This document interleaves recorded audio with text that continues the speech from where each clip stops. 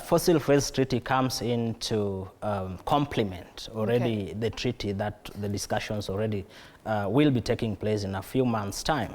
Now, being part of this in the initial stages means that you set the terms, the timelines, and you bring in the realities as per your country and the needs of the people you have. Now, a treaty like the Fossil Fuels Non-Proliferation Treaty, the text is still not yet there. The terms, the timelines are still not yet there. At this time, we are recruiting countries to come on board. As at now, we are at 16 countries. Okay. Unfortunately, we still don't have any single African nation.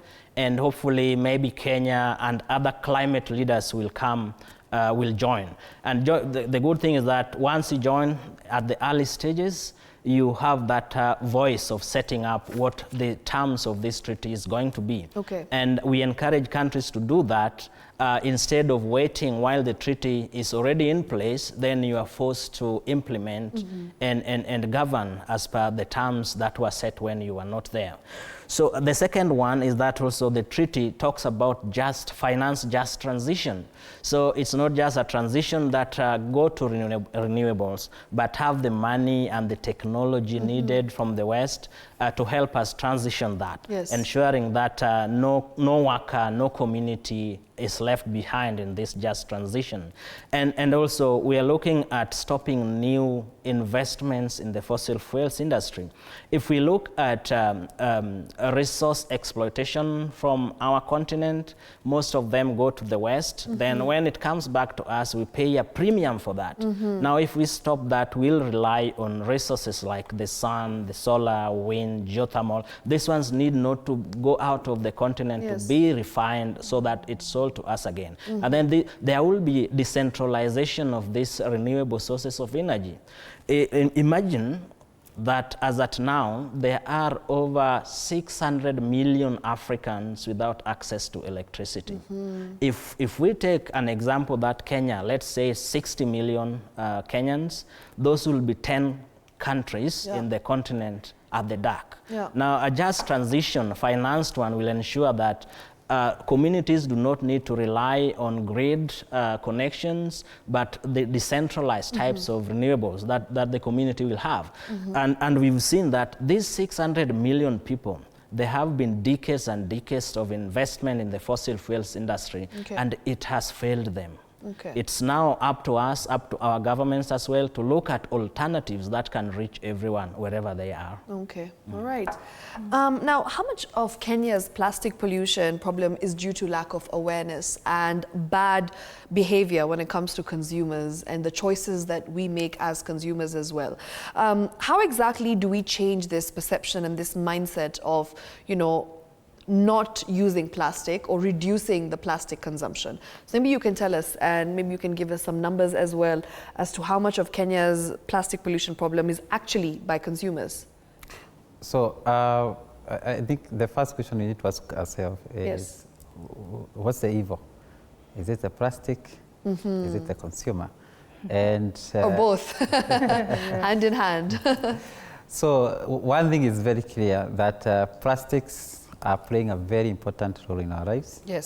If you walk to any hospital, and I'm wishing quick recovery to anyone listening us from the hospitals, you realize that at the critical point, it's plastics that are supporting life, in terms of intensive care unit, in terms of the medicines that we have, and so on. So plastic has become an integral part of our lives. However, there is something that is happening, and it's called the throw-away culture that is really integrating into our people. And this happens even when you walk in our roads. You see someone just throw something out of the window. It comes flying either to your car or to your vehicles or to passerbys. So throw-away culture is really coming to haunt us, because slowly by slowly these things are starting to find their way. If, for example, somebody is taking just a simple sweet or chewing gum, and immediately you take that, you throw it away. Myself, with my plastic bottle, the moment I break the seal, I throw that away. So that little waste and that other person's little waste is truly going up and adding.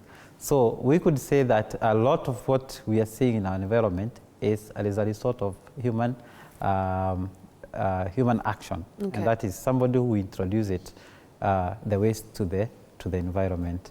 So there are different ways that we can adopt. One of the ways that we have seen is with the ban of the single plastic bags. Yes. We have seen at least adoption of more reusable things, because the reason why the plastic bags was problematic is because it was one use. So use it maybe to carry your githeri, use it to carry your fuel, use it to carry your sugar and all that. But the moment you're done with it, throw it away. You throw it away. Yeah. I remember in my household, we had this, we used to have this part where now after you have your clear bag, you'd bubble it with air and then, crash it to have that pop sound there. And that means that that single plastic is really done. Yes. But now with the reusables, I can have my container, I can go and buy that githeri with it, and I can use it tomorrow, wash it, and so on. So reusing is one way that has helped us. Even introducing more recyclable materials or reusable materials has helped us in having a cleaner and better environment. Okay. Yep. All right. Now, you want to chime into something? Yes, because you mentioned about the global treaty.